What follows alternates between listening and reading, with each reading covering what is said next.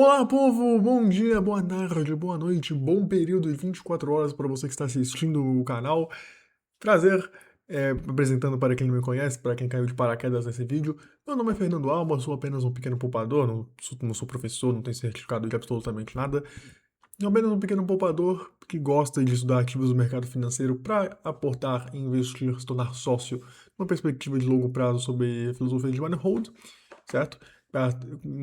Encorajo vocês a que não tomem esse vídeo como, de forma nenhuma, como uma forma de recomendação de investimento, muito pelo contrário. O que eu estou aqui para fazer é demonstrar o que eu aprendi analisando a empresa, estudando, né, os componentes dessa empresa, e vocês partem do pressuposto que vocês também já estudaram a empresa, e assim estão apenas aqui para ter algum tipo de insight adicional, caso, né, alguma coisa do tipo, ter uma segunda opinião, mas jamais para considerar investimento, nem nada do tipo. Eu não tenho nem a capacidade, nem informação, nem nada para isso. Ok, faço isso uma perspectiva meramente pessoal, certo? E, enfim, com todos esses disclaimers, como vocês viram no título do vídeo, hoje nós vamos analisar a... Boa. Muito bom. Nós vamos analisar a Pets, vai assim mesmo. Nós vamos analisar, não vamos analisar a tela preta, nós vamos analisar a Pets, que é uma empresa que, assim, não sei se é por conta do meu viés regional, que eu moro numa grande metrópole, mas a Pets, bem, o nome é um pouco autoexplicativo, como eu deixei aqui no roteirinho, é uma rede de varejo animal, uma rede de pet shops aí espalhados por todo o Brasil, que vende artigos animais de pet shop, normal, ração, essas coisas e tal, sob um ecossistema de serviços, hospitais, marca próprias. Como se você não conhece o canal caiu de paraquedas, nesse tipo de análise a gente vê primeiro os números, porque qualquer historinha pode ser muito bonitinha. Se eu quiser, eu consigo fazer uma baita historinha para te vender oi. E eu acho que todo mundo aqui sabe que oi não é particularmente o melhor investimento do universo. Então, assim, eu não gosto de analisar historinha por historinha, eu gosto de analisar historinha depois dos números, porque a gente consegue ver o que da historinha faz sentido, o que não faz sentido, e etc. Mas pelo menos pra gente saber onde a gente tá, pra gente não, né, sei lá, não começar a analisar uma empresa e falar que os números estão ruins, sendo que a gente nem sabe se pro setor da empresa o número é ruim, etc, etc. Aqui né, uma introduçãozinha. É uma rede de varejo animal de pet shops, enfim, que vende ração, também tem questão de serviços, né, banho, tosa, vacina, essas coisas. Essa é a Pets, tá? E, enfim, essa empresa. E aqui nós vamos então direto para uma análise de números, certo? Para quem não lembra, a Pets foi uma empresa que fez IPO nessa última leva de IPOs que a gente teve na Bolsa Brasileira ali em 2020, né? Um pouco. Se eu não me engano, a Pets foi bem ali no início da pandemia, né? Foi bem ali no início do rebote da pandemia, né? E isso é uma coisa, eu tô usando o site do Fundamentei para consolidar os dados, não tenho nenhum vínculo pessoal, profissional com nenhum dos mantenedores do site, conheço o trabalho deles, mas não sou vinculado, mas enfim, caso vocês tenham curiosidade, podem pesquisar por fora, eu não tenho nenhuma vinculação, não tô aqui para vender absolutamente nada, certo? Só para quem quiser saber. E, enfim, diante disso, foi uma empresa que claramente assim ficou um pouco na boca do povo, né? Porque foi uma empresa que veio para a bolsa com uma grande tese de crescimento acelerado, né? Foi lá, isso dá para ver bastante na receita, né? Sextuplicou, quintuplicou a receita. Era uma empresa que vamos pegar a caixa da IPO, torrar esse dinheiro, construir nova unidade, não sei o que, construir nova unidade, aí a gente vai ter mais EBITDA, aí vai ter sobrar mais caixa, aí a gente vai investir em mais unidade, não sei o que. Um pouco na pegada, assim, óbvio, coisas completamente diferentes.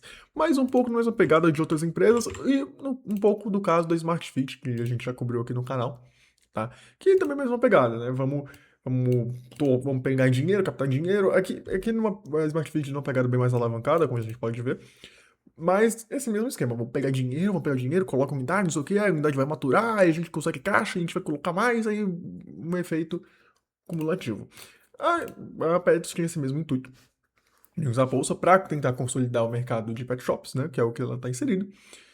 E, bem, como vocês podem ver pela cotação, não que cotação seja o que a gente deva utilizar para definir um parâmetro de desempenho de uma empresa, muito pelo contrário, mas deu para perceber aqui pela cotação que as expectativas do mercado foram bastante frustradas, certo? E isso a gente consegue entender um pouco quando a gente vê os números, tá? Mas contextualizando um pouco aqui, né, a questão do crescimento, A empresa ela não só pegou caixa da IPO, tá? Porque a gente pode olhar esses números e falar, esses números, ok, os anos de fluxo de caixa livre negativo, né, queimou caixa, mas nos últimos anos tá caixa positiva, e mesmo quando tava com fluxo negativo, não era nenhum absurdo. Uma empresa que nunca se alavancou muito, sempre teve. Aqui no início nem tanto, né? Mas aqui no início nem tinha caixa, nem tinha. Nem era. Né, a empresa fez a IPO aqui em 2020. É que, mesmo assim, mesmo antes de fazer a IPO, quando vocês não tinha tanto caixa, não tinha tanto acesso a crédito, ou pelo menos não tinha acesso a crédito tão barato como hoje, né? A gente visto que é de capital aberto. Era uma empresa que não era muito alavancada, sempre teve algum caixa, o fluxo de caixa livre não era tão negativo assim, né? Mas, mesmo assim, a gente tem que lembrar de uma coisa. Não só ela pegou grana da IPO, ok, evitou essa estratégia de se alavancar e etc. E pegou dinheiro da IPO, mas também ela fez um follow-on, né? De 25% da base acionária. A gente pode achar que, lembrando, tem escala nesse gráfico, né? A gente pode achar que foi uma emissão muito maior do que foi, não foi 25% só, mas ainda assim, é uma emissão considerável. Então, a emissão não foi feita com o intuito de desalavancar o negócio, porque como a gente pode ver, esse follow-on foi feito ali final de 2020, final de 2021. E, bem, foi justamente nesse período que a empresa estava com caixa livre e antes estava sem dívida. Então, a gente não precisa muito se preocupar com a alavancagem aqui. Mas é interessante essa estratégia da empresa de tentar pegar 20, de fazer um follow-on de 25% da base acionária, não para desalavancar e tal, mas para proporcionar ainda mais crescimento, crescer cada vez mais, né? Mesmo logo depois de fazer o IPO, já pega mais dinheiro para vamos crescer. Só que é aí que a gente vai entrar em uma situação. Você pode, não, Fernando, ok. A dívida líquida EBITDA é quase nula e tal. De onde vem tanto resultado financeiro? Tipo, uma empresa que tem, 60 milhões de dívida líquida, não faz sim menor sentido ter 125 milhões de resultado financeiro negativo, né? De onde vem esse resultado financeiro? Bem, esse aqui esse foi o meu maior aprendizado analisando essa empresa, e é uma questão meramente contábil, certo? Eu vou tentar explicar aqui de uma forma bem por cima, assim, qual é o que significa esse resultado financeiro, e eu peço desculpa se não for muito didático, porque assim, eu fiquei 2 horas e meia batendo cabeça na parede, tentando entender, e então, assim, explicar em uns 5 minutos ou menos vai ser um pouco difícil, mas vamos lá. Desde o... Aqui a gente vai ter que entrar em padrões um pouco mais técnicos. Desde o IFRS 16, que foi mais. Não sei se é mais novo, acho que até o 17 e 18, né? Mas enfim, desde o 16, que foi instalado ali entre 2018 e 2019, o aluguel de imóveis ele começou a ser tratado de uma forma diferente, certo? Se eu não me engano, até aquela época era tratado como custo operacional normal, sem provisão pro restante do contrato, etc. O que você esperaria normalmente pensando assim por 2 segundos. Só que, a partir do ano de 2019, com o IFRS 16 em norma, mudou-se as coisas. É aí que vai começar o problema. Porque assim, os aluguéis eles passaram a ser dívida, passando a entrar. Isso eu já falei até falei em outros vídeos, né? Começou a entrar como lease e como dívida, certo? Tanto que até se a gente pega aqui os dados da Morningstar, que são uma outra fonte de dados, a gente vê que a empresa está bem mais alavancada sobre esses parâmetros, porque aqui eles consideram o aluguel dos imóveis que a Pets opera. Porque a Pets vai lá, aluga o imóvel, estabelece ali todo ali as prateleiras, a sala de shop e opera. Os imóveis não são dela, geralmente, certo? Mas, enfim, obviamente essa dívida aqui não faz muito sentido na prática, porque, bem, o aluguel, você está alugando um lugar para construir seu comércio. Isso não é uma dívida de um empréstimo. Não, aquilo é custo, basicamente, do seu negócio. Fazia muito mais sentido entrar como custo operacional, tá? E é o que acaba sendo muito pensado na prática, né? Tanto que até a Pets, ela faz esse próprio ajuste nos relatórios dela, né? Ela coloca o que eu vou explicar, a depreciação dos direitos de uso, que eu já vou entrar nisso mais pra frente, ela deixa fora da FCO. Enfim, eu tô partindo para as conclusões, mas o ponto é, o aluguel ele entra como dívida, certo? Só que, ao mesmo tempo que ele entra como dívida, ele entra como passivo no balanço patrimonial. Só que você não pode simplesmente colocar um passivo no balanço patrimonial e que você exploda. Não é assim que a coisa funciona.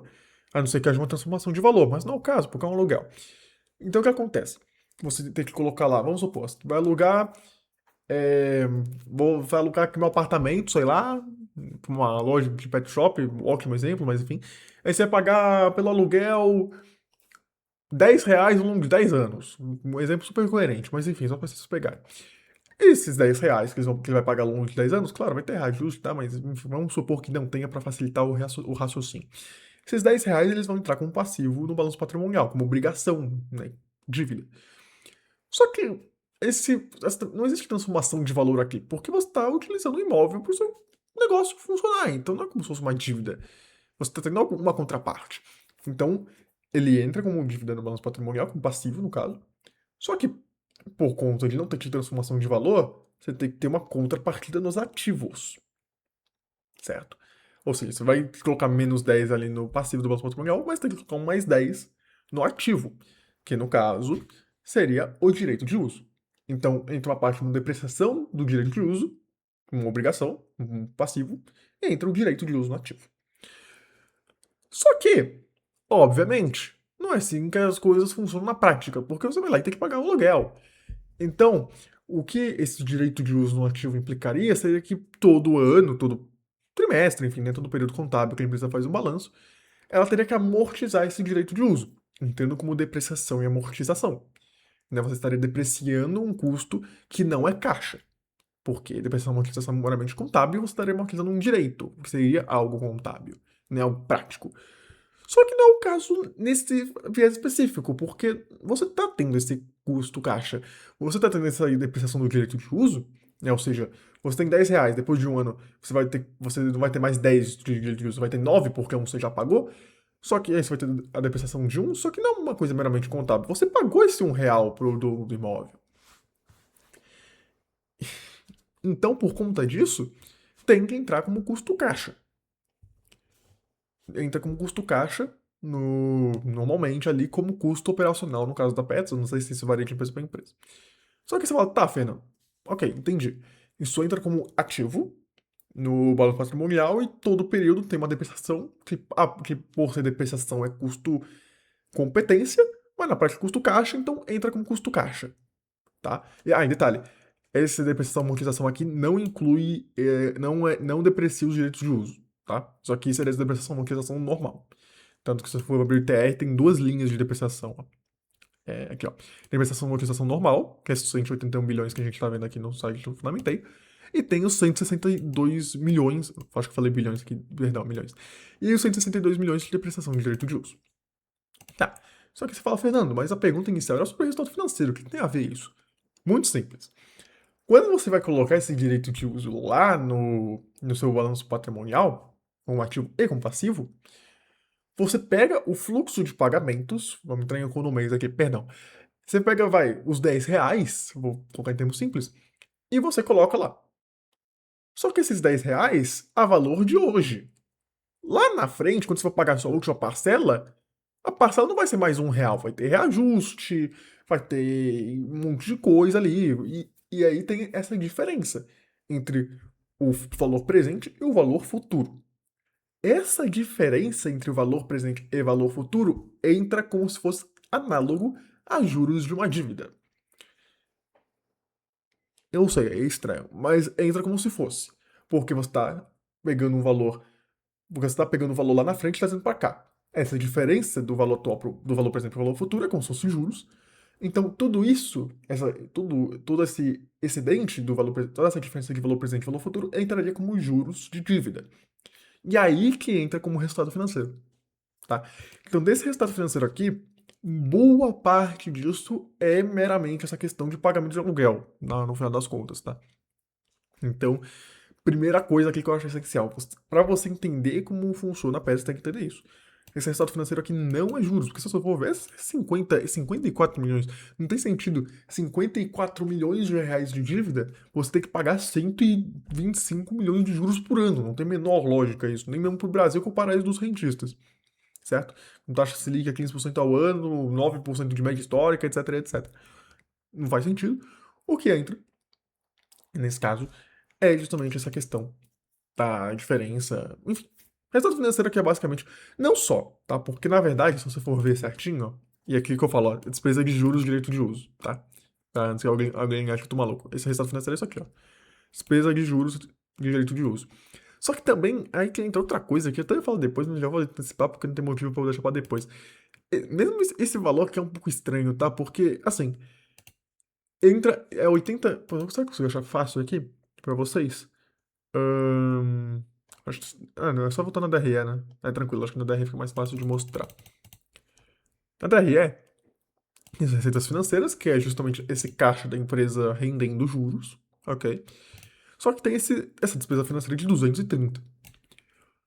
Nem tudo disso aqui, desses 230, que é a despesa financeira na prática, é dos aluguéis, tá? Muito disso tem swap no meio, tem empréstimo normal também, né? Porque eles pegam empréstimo para bater do imposto de renda, né? Tem isso. Mas tem parte que é swap, aí tem parte que é aluguel. Porque o aluguel, como vocês viram, é aqueles 100 milhões ali que eu mostrei, ó. Essa despesa de juros, direito de uso, é os 100 milhões. Todos esses outros 130 tem lá swap, que eles fizeram uma dívida em dólar e depois fizeram um swap pra fazer em real. Sei lá o porquê eles fizeram isso, sinceramente. Tem parte que é o empréstimo normal que eles fizeram pra deduzir do imposto de renda. Então, pra bater da base de cálculo, né? Então, assim, não é exatamente isso, que lá 125 milhões é tudo despesa né, com aluguel. Mas meio que é isso. É bom você analisar isso todo trimestre, todo semestre, todo ano, sei lá, enfim, como você quiser. Se você quiser investir em pets, tá? Mas você tem que entender essa dinâmica. Não olhe, nossa, o resultado financeiro tá piorando muito, meu Deus, como assim? Dívida, pô, dívida tá de boa. Não, isso aqui é coisa contábil. Todo o aluguel desde o IFRS 16, uma parte entra como resultado financeiro, outra parte entra como depreciação de direito de uso, que não entra, pelo menos no caso da Pets, como depreciação e amortização padrão, até porque tem essa dinâmica aqui no fluxo de caixa, certo? Se você for ver, ó, o caixa já nas operações é 530 milhões de reais para o ano de 2024. Tô pegando no fechado de 2024. Tem aqui, né, 160 milhões de direito de uso, né, sendo reconciliado pro caixa. Só que se você for pro fluxo de caixa de financiamento, ó, que esses 200, vai até mais embora. Porque ele tem que pagar, como eu disse. Ok, é uma depreciação, então não é custo com caixa, é custo competência, é contábil. Tá, só que beleza. Você reconciliou isso no fluxo de caixa operacional, aqui, no fluxo de caixa operacional, só que você tem que pagar de qualquer forma. Então chega no fluxo de caixa de financiamento e você tem que pagar. Então, assim, é uma amortização que não faz sentido. Mas não fala, pô, amortização que não faz sentido, então esse DIA que está sobrevalorizado e por conta disso tá tendo uma lucratividade escondida na empresa? Não, não é o caso, pelo menos para esse aspecto, porque, como eu disse, depreciação e amortização tá separada do depreciação e amortização do direito de uso, certo? Então aqui a gente não vai entrar nesse mérito aqui, porque é 181 milhões, 181 milhões, 180 milhões, 966 mil, enfim, arredondando 181 milhões. Tá, a gente tá comparando com essa linha aqui, não com essa última, certo? Que eu tô pegando o ITR do ano fechado. Perfeito? Tá. Com essa dinâmica explicada, acho que a gente começa agora a falar da empresa em si, e não mais de explicar a coisa contábil, tá? Espero que eu não tenha sido muito. Espero que eu tenha sido coeso na minha explicação, porque eu fiquei muito tempo para entender isso aqui. Espero que tenha transmitido isso para vocês de uma forma mais simples. Mas enfim, tive que ler, tive que ver vídeo. Meu Deus. Foi meio difícil entender, eu não faço contabilidade. Graças a Deus, eu acho. Porque se eu tivesse que lidar com isso todo dia, talvez fosse melhor do cara que eu tô, mas aí já é outra história. Enfim, já falei isso aqui. Sobre a depreciação e amortização em si. Em detalhe, antes de passar pro próximo, eu tenho um roteirinho, tá? O roteirinho vai estar na descrição, o roteirinho do vídeo, pra quem quiser depois relembrar de alguma coisa que eu falei no vídeo. O fluxo de caixa do ITR ele vai estar sempre sobrevalorizado, tá? Então você olha assim, pô, a empresa gerou 460 milhões de fluxo de caixa operacional, pô, investiu só 160, sobrou 296 milhões. Tá, maravilha, a empresa, mesmo estando numa fase ruim, né, que a gente vai entrar nesse fator, ela tá gerando muito caixa. Não, porque lembrem-se, tem os 200 milhões que a gente acabou de falar, do pagamento de direito de uso, que não tá no FCO, mas tá no FCF, tá? Então, na prática, você pode pegar isso aqui e subtrair os 200 milhões. Na prática, não é exatamente isso, tá? Mas, enfim, pro ITR é isso. Tanto que eu recomendo. Você vai pegar, vai analisar fluxo de caixa da Pets, faz pelo relatório deles. Porque no release de resultado deles, eles fazem esse ajuste. Eles não vão ter 460 milhões. Eu vou até mostrar pra vocês aqui, ó, rapidinho. Ó, no release deles do fechado ano de 2024, né? Se você for pegar aqui o... Aqui, ó, cadê o fluxo de caixa? Eles já... Ah, não, é 2024. Ó. Aqui, ó, 258 milhões, tá vendo? Deixa eu dar um zoom pra vocês, né? 258 milhões. Porque eles pegam o 461 milhões que eles geraram e eles tiram justamente o que eles pagaram no FCF, porque não faz sentido. Você reconciliar um gasto que você vai ter que você gastou. Você gastou, você não vai reconciliar algo que não tem como reconciliar na prática. Porque o ITR faz de forma contábil, seguindo estritamente as regras contábeis, tudo certo. Só que aqui eles fazem esse ajuste. Tá? Então, se você for analisar fluxo de caixa, eu recomendo você fazer por aqui. Tá? Geralmente vai ser mais fácil porque eles vão fazer esse ajuste do pagamento do direito de uso. Certo? Então, a partir daqui você consegue já fazer, porque aqui, quando você vê aqui, ó, gerou 20 milhões no ano. Bem diferente de 296. É outro mundo, assim, de análise. Tá? E, enfim, então você tem que lembrar isso. O fluxo de caixa operacional do ITR ele vai estar valorizado sempre, porque ele vai estar reconciliando um gasto que no fluxo de caixa de financiamento ele vai deixar de reconciliar por um gasto que você não tem que reconciliar, porque é um custo de competência que na prática é caixa. Tá bom? Ahn, Bem, isso, claro, no momento que tá. Se eventualmente a Pets comprar todos os imóveis que eles têm em loja, o que tem zero perspectiva para isso acontecer. Mas se fizeram isso, obviamente não vai ter mais isso de pagamento de depreciação de direito de uso, mas assim, a chance disso acontecer daqui é nula, basicamente, tá? Mas enfim, não sei quanto tempo você tá vendo esse vídeo, né? Você pode estar vendo esse vídeo em 2053 ou tá morto, sei lá, então assim, né? A gente nunca sabe. A gente nunca sabe qual é o futuro da humanidade na internet. Nem sei se o YouTube vai existir em 10 anos. Enfim, fala aí. Ah, e sobre depreciação e amortização. Aí você fala, tá, mas Fernando, depreciação e amortização pensei que estava valorizado por causa disso, da depreciação do direito de uso que você falou e tal. Ele tá valorizado, tipo, ele tá sobrevalorizado de qualquer forma? Está. Ele entra um pouco no caso da Smart Fit aqui, tá? Não a mesma coisa, porque Smart Fit é bastante escandaloso. Não no sentido escandaloso, no sentido de não idôneo. Mas que Smart Fit é assim, tipo, o cara. Eu vou pegar o exemplo do Smart Fit porque é um fluxo de caixa não parecido, porque lá é mais alavancado, mas gerando isso, dá pra fazer paralelos. No caso da Smart Fit era assim, eles fizeram a obra, amortizam em pouco tempo, e depois, tipo, vai lá, amortiza tudo em pouco tempo, então nos primeiros anos tem uma depreciação violenta que não existe na prática, e depois é como se. E depois não tem depreciação, amortização nenhuma e a obra tá lá. Então, é muito sobrevalorizada. Aqui não é exatamente a mesma coisa, não. Tá? Mas existe uma sobrevalorização. Acho que é o 10 e 11 a nota explicativa. Deixa eu pegar aqui. 10 e 11, vamos lá. O 10 e 11 é o. Ah, não, é aqui mesmo, 10 e 11. Lembrando, vamos pegar o consolidado. Nesse caso, nem tem muita diferença entre controlador e consolidado, tá na prática quase a mesma coisa. Mas vamos pegar o consolidado que é melhor. Se você for ver, muito dessa depreciação e amortização tem aqui direito de uso e locação de imóveis, que ignora isso aqui, tá? Porque é o que eu já acabei de falar. Então, desconsiderando isso aqui, muito é isso aqui, ó, benfeitorias em imóveis de terceiros. O que na prática não é muito útil, porque ele é depreciado pela base do prazo dos contratos. Então ele vai lá, gasta 100 mil numa melhoria de um aluguel, de um imóvel que ele tem um aluguel por 5 anos. Só que ele provavelmente daqui a 5 anos ele vai renovar o aluguel. Então a benfeitoria vai estar totalmente depreciada e a benfeitoria vai continuar lá, tá? Então, a não ser que ele saia do imóvel e tal, mas enfim.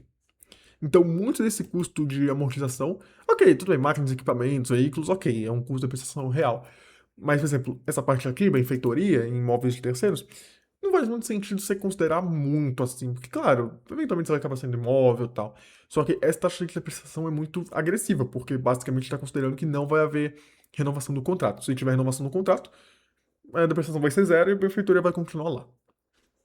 Então, um pouco sobrevalorizado. E a mesma coisa aqui para intangível, isso aqui na perspectiva do imobilizado, né? Gasto com coisas concretas. Mas mesma coisa aqui no intangível, que tem muito gasto, muito depreciação e amortização de TI, ó. Vou mostrar aqui, ó. Um projeto de TI. uma taxa de 20% ao ano de depreciação. E nesse caso, amortização, né? Só que, meu, assim, eu não sei qual é. Pode ter uma dinâmica interna do projeto que eles estão desenvolvendo que realmente tem uma amortização assim. Mas é muito difícil você pensar que, pô, você tá fazendo um projeto de TI pra agora, e daqui a 5 anos vai ter que mudar tudo. Não é 5 anos, obviamente, né? Porque é composto, mas enfim. Grosso modo.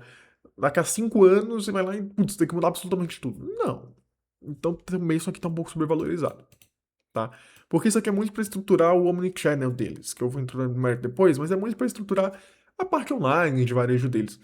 Só que, meu, é muito difícil pensar que, nossa, eles vão fazer essa loja, daqui a 5 anos vão ter que reformular a loja completamente inteira, contratar o programador para fazer tudo do zero. Um pouco sobrevalorizado também. Tá. Então tem um pouco de. Ah, eu tô vendo a controladora.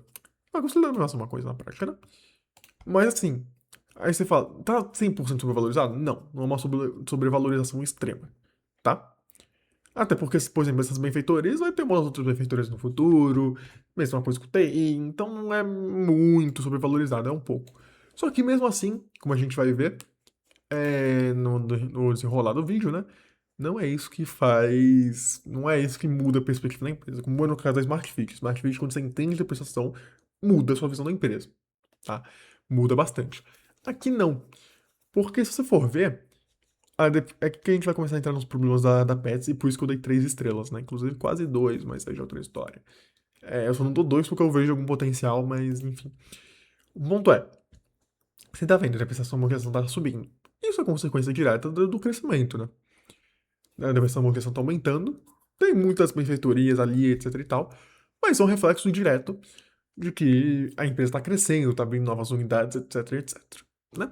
Por isso que está tendo mais benfeitoria em imóveis de terceiro, porque eles estão operando cada vez mais em imóveis de terceiro, porque eles estão abrindo mais lojas, e em imóveis de terceiro, porque eles estão abrindo mais lojas. Só que, cadê o só que no EBITDA? Vamos entrar agora no porquê que as expectativas do mercado foram tão frustradas, tá? E aqui eu vou pegar, provavelmente pela única vez nesse vídeo, uns dados da Morningstar com um templatezinho aqui, deixa eu colocar. Se você for ver uma coisa, é só uma coisa, essa margem bruta ela vai estar diferente do que está no release da Pets, porque aqui ele está considerando margem bruta em cima da receita bruta. Não pergunte por que está assim na Morningstar. Na prática, mas tipo, se você pega pela receita líquida, dá a mesma coisa, da mesma dinâmica que a gente está vendo aqui. Em vez de entre 46 e 48, dá entre 39 e 40, se não me engano. Vou pegar na minha colinha no papel aqui. 39 e 41. Então, mas enfim, a dinâmica é a mesma. A gente está vendo que com essa expansão da Pet para abrir novas lojas, se consolidar como maior player, etc, etc.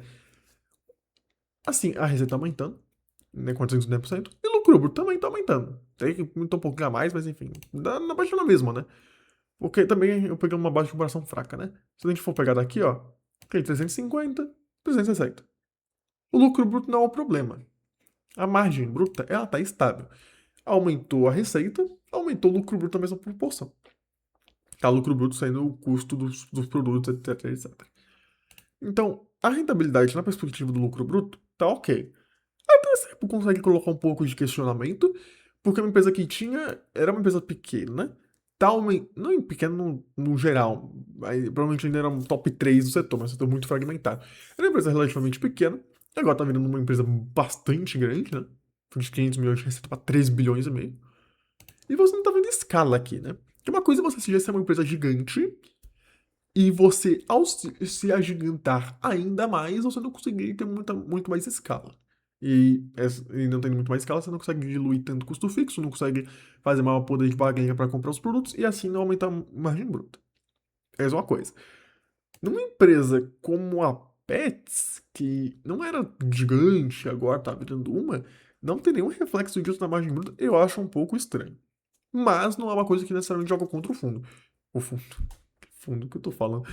Desculpa, não sei que eu tirei fundo, com todo respeito. Eu não sei por que falei isso. Mas enfim, da empresa, tá? Até porque, por exemplo, um grande exemplo é a Costco. Se você for pegar a Costco, cara, de onde eu tirei fundo? Até agora eu tô real. Tipo, são 2h30 da manhã, mas eu não tô com sono. Não sei de onde eu tirei fundo, com todo respeito. Ok. Se for ver a Costco, por exemplo, deixa eu pegar aqui o meu template. É uma empresa, tipo, você não vai ver a margem bruta deles aumentando. Tá aqui, tá 13%, tá 13%. Costco é uma empresa que acho que ninguém nega que é uma empresa boa. Mas não que seja uma recomendação de investimento, mas é uma empresa redonda. Mas, pô, era uma empresa que já era gigante, tinha 120 bilhões de dólares de receita líquida, agora tá com 270, mas já era gigante antes. Então, assim, ok, tá aumentando mais dívida, então, ok, a lucratividade já vem de outro lugar, que no caso, né, aumento do EBITDA por conta da operação enxuta que a Costco tem, né? Consegue aumentar as receitas, tem uma estrutura de custos crescendo num nível menor e assim a lucratividade vem a galope. Mas não é esse o caso da Pets, porque não era gigante desde então. Mas ok, isso necessariamente não é uma coisa. É uma coisa pra você ficar um pouco de olho, mas não é uma coisa necessariamente negativa. Até porque o mercado é um pouco competitivo, né? De qualquer forma. Então talvez possa jogar contra a Pets. Só que aí que vai ver a questão. E aí eu volto para os dados da Morningstar. A receita e o lucro bruto estão subindo ok, né? Mas olha o EBITDA. O EBITDA chegou a 13%. E agora está em 8%. Em um certo momento, a Pets foi lá, conseguiu crescer e conseguiu crescer a rentabilidade mais do que a própria receita, mantendo uma estrutura de custos mais enxuta, né? Consegui ir lá, pô, vamos crescer, abrir essa loja aqui, né? Conseguir ser um pouco mais de receita, só que a gente vai conseguir um pouco mais de rentabilidade porque os custos vão ser menores. Não vindo da margem bruta, como a gente viu, mas vindo de uma estrutura de custos menor. Menor gasto com vendas, não no geral, óbvio, mas proporcionalmente por loja. Menor gasto com vendas, menor gasto com administrativo, etc, etc. Vai ter uma operação mais enxuta proporcionalmente. Claro, quando você abre uma loja, você vai aumentar os gastos com vendas, vai aumentar o gasto com administrativo, porque você está abrindo uma nova unidade. Mas se você conseguir fazer essa unidade por conta do nome que a marca tem, e toda a expertise, etc., você conseguir fazer essa unidade gastar menos com vendas e marketing do que as outras para ter a mesma rentabilidade, você diminui os custos. E assim você consegue uma alavancagem operacional, certo? Porque se você só crescer mantendo a mesma estrutura de custo, você vai crescer na força bruta, a rentabilidade não vai aumentar, no máximo vai aumentar ali proporcional à receita, mas nada demais, ou até menos um pouco menos, um período de piores resultados, e assim você não está gerando valor. Só que se você fizer assim, né, mantendo uma estrutura de custo enxuta, tal, você consegue aumentar a receita e aumentar ainda mais a capacidade de lucratividade. E foi isso que o Pets conseguiu em um primeiro momento, né? A receita aumentou 65% e o EBITDA aumentou 180%. Tudo bem, é uma base de comparação estranha em 2017. Mas ó, vamos pegar aqui de 2018. 87% de aumento da receita, 120% do EBITDA. Você tem uma alavancagem operacionalzinha aqui. Só que de 2020 pra cá, e aqui a gente não dá muito pra falar que é culpa da pandemia, porque a gente já tá em 2025, a gente viu a receita aumentar 140% e o EBITDA 55%. A empresa deixou de ter lucro. Deixou não, mas ela deixou de ter essa alavancagem operacional. Ela começou a crescer, a empresa começou a crescer não conseguindo manter a mesma rentabilidade, não conseguindo vender tanto quanto antes. E existem algumas justificativas para isso no início. Pô, você vai ter um pouquinho no início de canibalização, né, das lojas, porque, pô, por exemplo, vou dar um exemplo aqui em São Paulo. São Paulo é uma cidade grande, e você vai ter mais de uma loja. Mas vai acabar tendo lojas próximas uma da outra, 4 km, 3 km que seja. Aí, no primeiro momento, as vendas de uma unidade, as vendas da unidade nova, elas vão meio que corroer um pouco das da unidade anterior. Ok, nesse primeiro momento, mas a gente vê que não é esse o caso. Porque, vendo aqui, a empresa ela pisou o pé no freio, e a gente vai falar disso depois. Mas, tipo, é uma empresa que chegou num ponto que começou a perceber essa queda na lucratividade e parou de crescer a todo custo. Né? Porque foi lá, cresceu, até pegou IPO, pegou falou, vamos crescer. Percebeu que os resultados não estavam vindo como esperado e colocou um pouco o pé no freio. Não vamos abrir tanta loja. Porque tem essa questão da maturação das lojas. Né? A loja, quando ela abre no primeiro mês, ela não vai vender tanto quanto, por exemplo, no segundo ano de operação. As coisas elas vão maturando aos pouquinhos. Isso é normal para qualquer comércio, basicamente. Então vamos esperar isso acontecer. E foi lá e começou a botar um pouco de pé no freio, para não abrir mais loja. Só que, se você for pegar os próprios dados da empresa, não sei se eu vou conseguir achar isso aqui fácil. Acho que consigo. Acho que eu consigo sim. Aqui, ó, pronto. Até foi rápido. Se você for ver, olha aqui, 46% de lojas com menos de 4 anos, não maduras. Só que as lojas de 2023, elas já estão com um EBITDA parecido com os das safras maduras. Só as de 2024 que não. São bem menos. Só que são 16 em relação ao quê? 200? É menos de 10%. Não é o que deveria estar determinando essa pouca rentabilidade. Então, mesmo com as lojas maturando e nesse primeiro momento a gente está vendo um pouco de canibalização, os números não estão melhorando. Teve até same-store sale negativo por um ano, basicamente, até o segundo trimestre de 2024.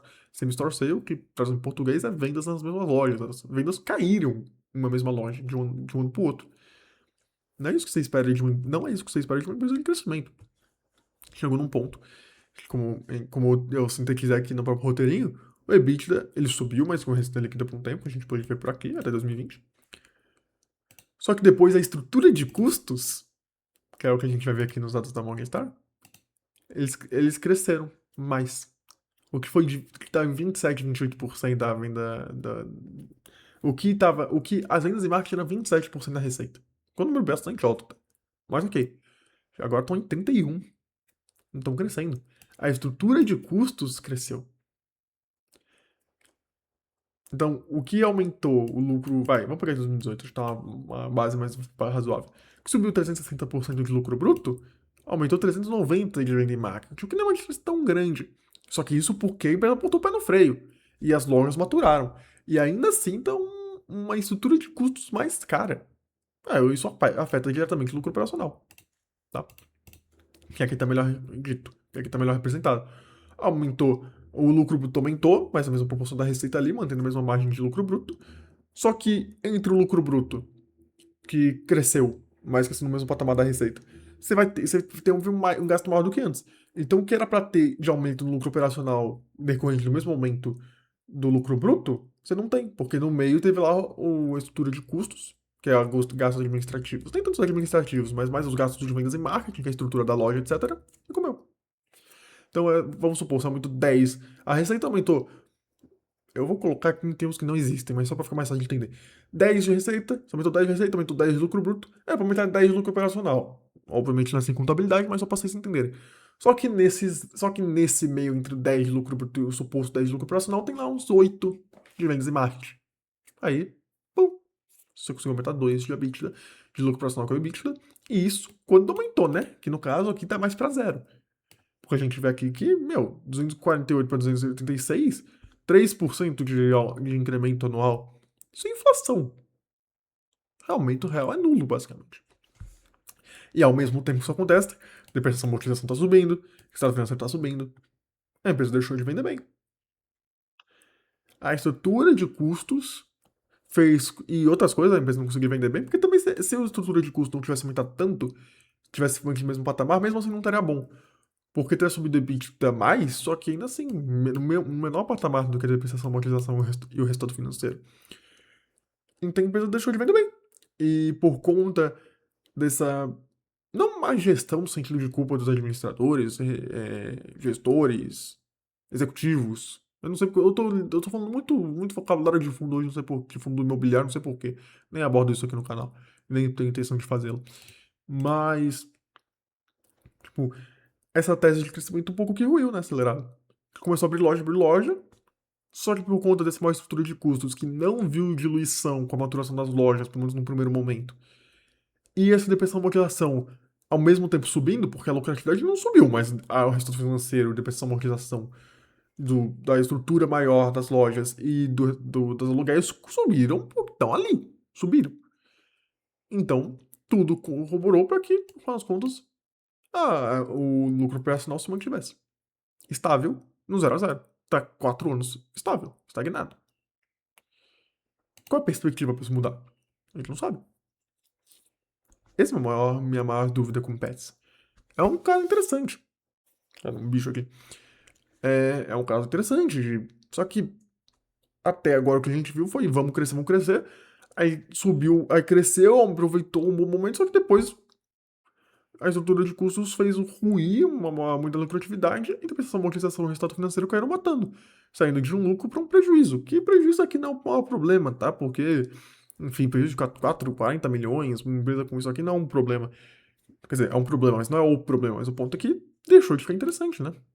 porque era uma tese de crescimento acelerado, não funcionou, tanto que agora a empresa pôs o pé no freio. Porque se a Pets continuasse abrindo loja nesse cenário de mesmo abrindo mais loja, a rentabilidade não aumenta, eles não conseguiriam manter o caixa livre, eles teriam que entrar para dívida, e dívida agora para valer, de empréstimo, debênture, etc. A resultado financeiro pesaria que nem maluco e aí entraria num buraco. Então, a empresa não teve outra escolha. E tudo bem. Não existe um negócio que vai só dar certo, dar certo pra sempre. Isso não existe. Vai ter vezes que vai estar um pouco mais complicado, etc e tal. Seja por questão da empresa, seja por questão macroeconômica, ou seja pelos dois ao mesmo tempo, etc. Só que a gente tá vendo uma estagnação há tempos, né? Já é desde 2021 com números complicados. Né, a empresa foi lá, pegou esse dinheiro da IPO, não só abriu novas lojas, mas também adquiriu empresas, porque o diferencial da Pets, né, segundo ela, não é só ser um pet shop comum, é ser um ecossistema completo, né, fazendo tantas lojas físicas, mas também comércio digital, e tendo outras empresas controladas que ofereceriam alternativas, como por exemplo, tem lá o Seres, que é uma empresa de plano de saúde, tem a Zidog, que eu não lembro o que faz, mas enfim, é uma coisa interessante pelo que eu lembro. Mas esses negócios não foram negócios que maturaram até agora. São empresas muito incipientes, tanto que vocês nem me viram comentando, porque é irrelevante para o resultado da Pets hoje qualquer uma dessas controladas. Então, o ciclo de investimento da Pets, nesse IPO, nesse follow-on, etc., para vamos abrir nova unidade, nessa tese de crescimento acelerado, que tem esse intuito de vamos abrir nova loja, que aí matura, gera caixa, a gente consegue abrir outra e vai efeito assim, não funcionou. Abriu um monte de loja em 2020 até agora e o lucro manteve o mesmo. Antes com 100 unidades, agora com 200 unidades, mas o lucro, no geral, manteve o mesmo. Não conseguiu vender bem. As avenidas de crescimento dessas controladas não se mostraram até agora algo relevante. São avenidas de crescimento interessantes, mas não dá para considerar elas no investimento agora, porque são empresas muito incipientes. Teve até impairment, né, nesse último ano, que rebaixou a valorização deles como intangível. Então, difícil a gente ter alguma perspectiva. Assim, falta coisa. Porque a gente começa a entrar nessa questão, né? Pô, será que consolidação do setor talvez seja uma tese universalmente boa mesmo? Porque o que a Pets está oferecendo é isso, uma tese de consolidação do setor, crescimento acelerado para consolidar o setor. Porque é um setor muito fragmentado. Mas, pô, tá fazendo isso, tá conseguindo vender. Será que é só isso? Só a ideia de consolidar o setor vai fazer isso de um bom negócio? Gente, né, aqui não tá aparecendo muito. Claro, tem todo esse rumor da Cobase, que aí faria a empresa ter 10% de market share, aí vai dizer hoje até uns 5 provavelmente. Isso eu não cheguei a achar no relatório, talvez eu pudesse ter procurado mais, mas enfim. Não dá pra considerar esse bagulho da Cobase por enquanto também, porque aí quando entrar a Cobase, aí vai ter outros números que a gente nem sabe quais são, então vai ser outra empresa, basicamente. Mesma tese, mas outra empresa, outros números. Então, esse é o maior problema com a Pets até agora. Porque, ok, caiu muito porque, bem, tinha a expectativa de crescimento ia ser impecável, não foi impecável. E aí, o que era um múltiplo de 38 de preço EBITDA, vou pegar até EV/EBITDA, que é um mais consolidado, né? O que era um EV/EBITDA de 38 foi para 6. Né? E aí, isso se refletiu na sua cotação, caindo de 27 para. Não, 27 não. 26 para 3,60. Então. Tem alguma coisa pra falar? Foi o que eu falei também. Crescimento, aqui o crescimento tá só top line. Crescimento só top line, crescimento só de receita. Tipo, não no momento todo, mas de 2021 pra cá, o crescimento tá só de top line, batendo novas lojas. E mesmo com mais lojas, o bottom line, que é a margem bit, a margem operacional, a gente não tá vendo. A gente tá vendo uma estagnação em níveis até bem estranhos, uma empresa que tá abrindo lojas e tal, e de acordo com elas, estão maturando. Não parece estar maturando, tá? Enquanto isso, depois essa amortização e resultado financeiro continuam lá. Como se a empresa estivesse na boa e não tá. Então, complicado. Como eu disse aqui, a gestão tá ligada, né? Se crescesse mais ainda na força, viraria pra dívida e o resultado pioraria de vez com o resultado financeiro. Mas, ok. Né, isso já que eu expliquei. E o same store sale tá ruim pra empresa em alto crescimento, né? Porque você fala, pô, mas é uma empresa em alto crescimento, tá abrindo loja, não precisa melhorar a rentabilidade logo de cara. Ok, vai lá, abre unidade, Vai ter um pouco de prejuízo no início, uma rentabilidade ruim, mas o que importa é crescer para dar essa base, essa estrutura de crescimento, para depois aí, eventualmente, acabar rentabilizando. Beleza, mas para isso, a empresa ela tem que estar com boas vendas, só que não tá. Aqui, ó, Same Store Sale. 6, 5%, que já não são números muito. São números bons, mas não são números muito especiais para quem tá vindo de dessa tese de crescimento, sei lá, não sei o que, não sei o que lá.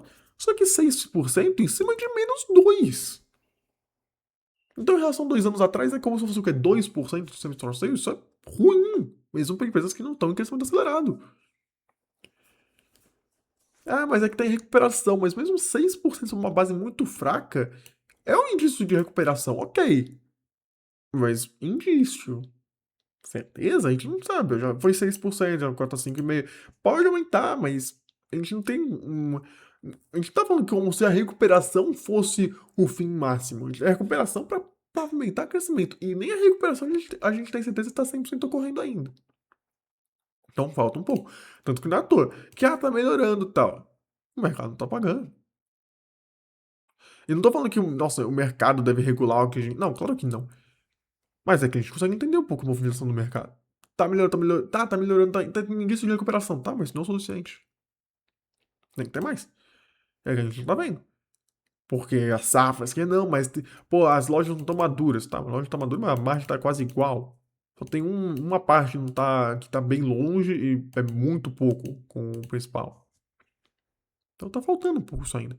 Porque assim, não precisa rentabilizar logo de cara. Concordo, empresa de alto crescimento, o que mais importa não é logo de cara a rentabilidade, é aumentar as vendas para, né, para para obter market share, etc, etc. Só que nem isso tá tendo. O consumo store tá fraco. Então tá tendo rentabilidade, não tá tendo venda. Para um nível de uma empresa.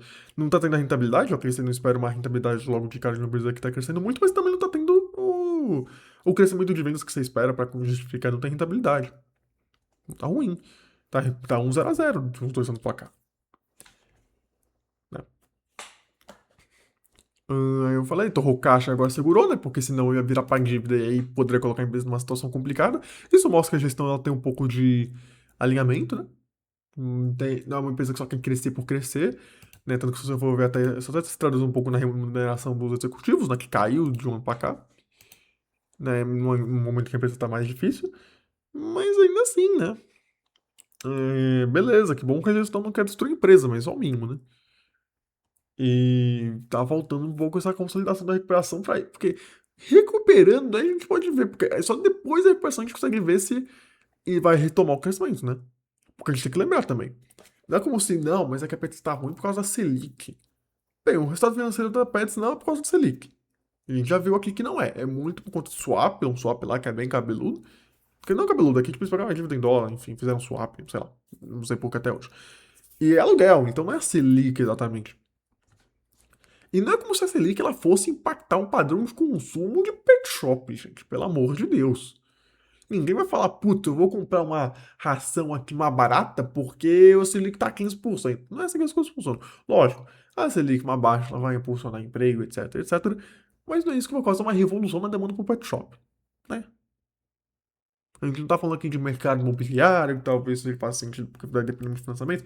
Não, não é aquela Selic que vai fazer o mercado virar para pets. Não vai ser esse o caso. Pode até melhorar muito, provavelmente vai melhorar um pouquinho, mas muito menos do que outros setores, tá? Então não é isso que a gente deve considerar ao analisar pets. Não, tá ruim por causa da macroeconomia. Não, o pessoal continua tendo gato e quando a coisa virar vai melhorar um pouco, mas não vai fazer as pessoas passarem de ter um gato até 30 gatos e, enfim, né, aumentar uma demanda de qualquer forma.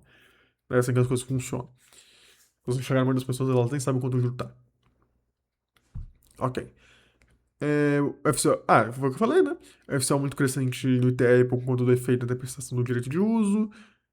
Maturidade das lojas não é vista na prática, é que o sistema é muito incipiente, não dá muito para considerar seus resultados por hora, apesar de poder ser interessante para o futuro. Swap no resultado financeiro distorce caixa troco de nada, foi o que eu falei. Se você pega aqui o caixa, tipo, vamos voltar. Ah, não, aqui é o release. Cadê aqui a nota do. Aqui, ó, Juro não. Aqui é o 15. Nota explicativa de número 15.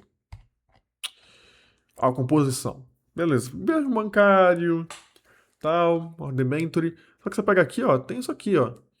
Fez uma. Lembrando, isso aqui tem milhares, né? Então, equivalente a 200 milhões de dólares, pegou em. Ó, fez uma cédula de crédito 4131, montante de 38,391 milhões de dólares, equivalente a 200 milhões de reais na época, com de 8,2% ao ano, mais dólar, lógico, porque foi em dólar. Aí fez um swap derivativo para mudar o 8%, 8,2% ao ano mais dólar por Selic mais um. Então, só que é o que eu falo. Por quê? Geralmente por quê? Eu não consigo muito entender. Aí faz o caixa até essa. Não vou falar palavrão, mas não ficar assim, ó. Cadê, ó? Cadê o caixa dela? Deve ser, ó.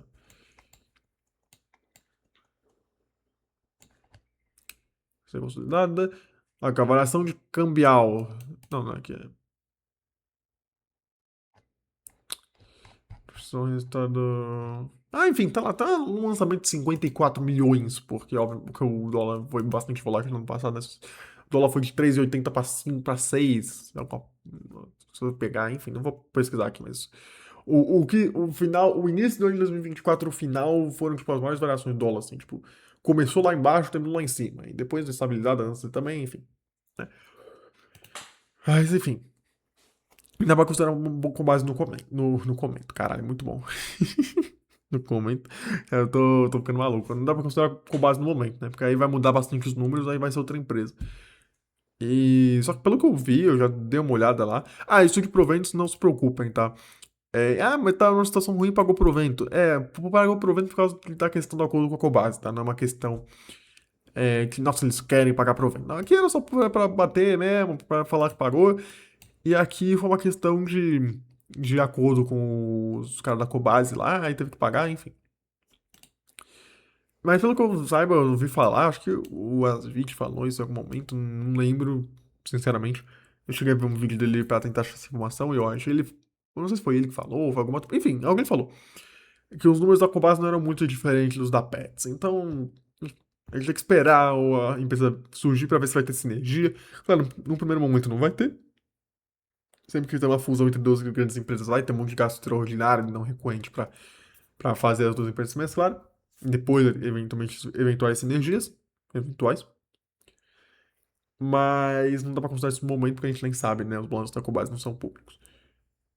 Mas então meio que fica nisso, né? Eu vou resumir tudo que eu falei aqui. É, tipo, tem 5% de market share mais ou menos, né? Tem tese de crescimento, e a empresa é uma tese de crescimento para consolidar o setor dela via ecossistema, né? Parecendo um único hub que você consegue entrar varejo de ração e tudo mais que você precisa, plano de saúde, vacina, banho, tosa, etc e tal. É o que eles mostram aqui, ó. Eu nem falei muito de tese, né? Eu vou falar um pouquinho. Meu, fala da tese aqui, o que eles falam da tese, tá? Porque, sinceramente, eu não achei grandes coisas. Brasil é o terceiro maior mercado pet no mundo. Brasil é o único mercado pet grande o terceiro maior mercado pet do mundo em relação aos países, tá? Brasil é o único maior mercado pet no mundo em que as compras em lojas físicas superam outros modelos, né? Se for pegar outros países, como Reino Unido, China, que também estão nesse pódio, tem muita compra em supermercado dos itens de animais, né? Ração, etc. Tem muito gasto, tem muito compra em e-commerce. O Brasil é o único que a grande maioria é por pet shops físicos. Tem a tendência dos seres humanos terem cada vez mais pets, por causa do envelhecimento populacional, pessoas terem a curva de. Pessoas terem menos filhos, enfim. Pet shops físicos da Pets ofertam uma experiência completa por causa disso aqui. Eles falando, tá? A gente viu o embasamento de nossa criatividade? Não vimos. Mas eles falam. Se for pegar aqui, ó, cadê o. Eu nem vou passar muito por aqui, sinceramente. Inclusive, a única coisa que eu digo é belo design, tá? O design, né, por trás do apresentação da Pets, tá de parabéns. É um ótimo design. Mas uns gatos muito fofos, inclusive. Eu sou gateiro, muito fofo. Quero dar carinho nele agora. Pena que meus gatos estão em Santos. É... Aqui, ó. Tudo isso aqui, ó. Conveniência de loja, omnichannel, que é omnichannel é questão de ter comércio físico e digital integrado, com integração da loja, e não de um centro de distribuição. A cara ela tem plano de fidelidade, não sei o que, não sei o que, seção de produtos, expertise e aconselhamento, serviços veterinários, plano de saúde, estética, não sei o que lá, almôndega frita, não sei. Enfim, maturação do parque de lojas já existentes, disseram que a gente não tá vendo os números, né? Enfim. Ah, e uma coisa interessante que eles têm mesmo é marcas próprias, né? Eles, nos pet shops deles, eles têm marcas próprias, que obviamente a partir daí você consegue aumentar um pouco a rentabilidade, porque são marcas que você mesmo fabrica. Então você não tem essa intermediação do distribuidor, etc. Mas, mesmo assim, a gente não tá vendo muito reflexo disso nos números no momento, então também não dá pra considerar. Apesar de ser um potencial de aumentar margens, tem a frente de atacar do pet também que é interessante, mas enfim, sei lá. Também a gente tem que esperar isso acontecer primeiramente, basicamente só tem uma unidade. Enfim, então, 5% retomando, 5% de market share tese de crescimento para consolidar o setor via ecossistema, mas difícil de ver alguma vantagem competitiva além de escala, que a gente nem viu. E a rentabilidade que a gente não viu até agora, pelo menos está bem estagnado, né? E a recuperação está muito incipiente, pode acabar não acontecendo ainda. Ecossistema incipiente, mais investimentos do IPO não maturaram bem ainda, e maturam de forma diferente de outras empresas com tese de consolidação do mercado. E aqui eu dou o exemplo da Smart Fit. Eu sei que esse é outro negócio completamente diferente, mas ó, vamos abrir outra unidade. Aqui abriu outras unidades, ó, aumentou da prestação, não sei o quê, só que ó, a EBITDA tá parado. Você pega um Smart Fit, ok, outro esquema completamente, tá? Até o fluxo de caixa é bem mais feio. Só que ó, aumentou a receita, aumentou a prestação, manutenção também pra cacete, mas aumentou o EBITDA. Né? O ciclo de maturação da PET está se mostrando bem diferente. Seja uma questão de que não estão maturando, ou uma questão de que a dinâmica de maturação é diferente. Certo? E então, sabe, além da tese básica de consolidação, é difícil ver por hora e diante desse passado recente é, algo, né, algum diferencial marcante. Porque, no final das contas, consolidação de um setor fragmentado, ok, isso sempre é algo interessante, ser o maior player, ter mais escala, não sei o que, não sei o que lá. Só que a gente não viu muito isso na prática nos últimos anos, tá bem ali no 0 a 0. E qual o diferencial que não seja isso? Só não ser o maior player. Ah, o ecossistema completo, tá, mas ainda tá muito incipiente. No papel tá lindo, mas o que a gente tem na prática hoje de realidade de números, a gente não tá vendo isso, tá? O que a gente tá vendo é que ela tá tendo dificuldade porque, muito possivelmente, outros pet shops locais e etc. estão tá ali, estão sobrevivendo tranquilamente. Então esse negócio da Pets pode maturar com esse, todo esse ecossistema, consolidação por maior play, etc. Mas aí, assim, a gente não tá vendo indícios disso no momento. Pode acontecer, no papel faz sentido, mas nos números não faz sentido ainda. Então tá difícil a gente ver algum diferencial marcante para agora. Talvez se iniciar uma trajetória de recuperação e consolidar uma recuperação, talvez a gente possa ver de outros olhos aí. Talvez destrave alguma coisa. Talvez com a maturação excepcional que a gente talvez nem saiba, nem eles saibam, eles consigam reduzir o custo de vendas e marketing, aí libere bastante EBITDA. Talvez, pode acontecer, mas até agora a gente não tem nenhum disso de nada em relação a isso. Então, é o que eu digo. É uma coisa. É o que eu disse já pra Horizon, inclusive. Mas num contexto completamente diferente. Não dá nem pra comparar as duas empresas, não só de setor, mas de balanço e tudo mais. Falta a empresa se provar um pouco mais. Falta a empresa falar assim, chegar nisso aqui e falar, ó, tá vendo isso aqui que eu entreguei? Isso aqui foi só um momento inoportuno e a gente vai voltar a ser assim, né, como era antes. Por enquanto a gente não tá vendo. Eles podem voltar a entregar isso aqui, mas até agora não fizeram. E tá bastante tempo. Não é como se fosse 2 anos, não. Tá mais de 4 anos assim. Então, esse é o quinto ano. 21, 22, 23, 24 e 25. É o quinto ano que os números não estão muito satisfatórios. Quer dizer, não é 21 não, né? Porque 21 cresceu em relação a 2020. Mas é o quarto ano em que tá faltando coisa prática. O que isso mostra, pra mim, minha percepção, é de que não existem vantagens comparativas e competitivas, né? Por enquanto, demonstradas que não seja só isso de ser o maior player do setor, que nem tá tendo resultado, que nem tá demonstrando resultado no momento. Não tem nada além disso, pelo que a gente tá vendo até agora. Pode mudar, né? A partir disso, consegue mais lucratividade, consolidar com o sistema e beleza. Vira maior player, tem muita lucratividade. Pode acontecer. Mas por enquanto o que a gente tá tendo é isso. É uma empresa que a tese central é crescer para consolidar setor, E essa sendo a única por enquanto, porque todo o resto que complementa isso tá muito incipiente, não dá muito para considerar. E esse eixo central não tá se mantendo em pé, porque a lucratividade não tá vindo. E nem o aumento de vendas, etc., que seria a base para pelo menos, não tá tendo lucratividade agora, mas vai ter depois. Nem isso tá tendo. Nem esse aumento de vendas. Num nível expressivo para uma empresa em high growth, né? Que basicamente só que é high growth, né? Da Mondora. Hum, então. Tanto que aqui até a receita, ó, tá. Não tá. Ó, aqui, tá, enfim. Porque não tá abrindo loja, né? Só que. Desde aqui abriu loja. Então, assim, não era pra estar assim. Então, dessa forma, eu concluo a minha análise. Eu dou uma nota 3 estrelas para Pets. Falta a empresa provar um pouco mais, porque hoje o que a gente tem é um único eixo de consolidação do setor, com todo o resto, com as coisas periféricas que complementariam sendo muito incipientes, não dando muito para considerar, e o eixo central não tá sendo carregado. E, então a única vantagem competitiva que seria essa consolidação tá bem longe de a gente ver um resultado disso nos números, pelo por enquanto. Então, é uma empresa que tem fundamentos, por isso que eu não dou 2 estrelas, uma estrela, não destrói valor. Ela é uma empresa ruim porque eu vejo isso. Ela pode eventualmente conseguir consolidar, assim, ficar de pé e assim consolidar todo o ecossistema e gerar mais lucratividade. A tese tá bonita. Só que os fundamentos, que é o que sustenta a tese, não estão existindo. Porque essa parte periférica não tá. Esses complementos, né, pro ecossistema tá muito incipiente. E o que sustentaria isso por enquanto, que é, né, os maiores, né, vão abrir loja, vai abrir para conseguir mais receita, etc., que eu já falei, não tá acontecendo também. Não tá abrindo loja, não tá conseguindo aumentar a lucratividade e não tá conseguindo vender bem. Enquanto isso não acontecer, não vai conseguir fazer esse trajeto de alto crescimento que sustentaria essa consolidação do setor, que daria uma alta escala, alta lucratividade para ela, e assim não consegue consolidar o ecossistema. Então, falta. Falta o primeiro eixo se consolidar para o resto acontecer.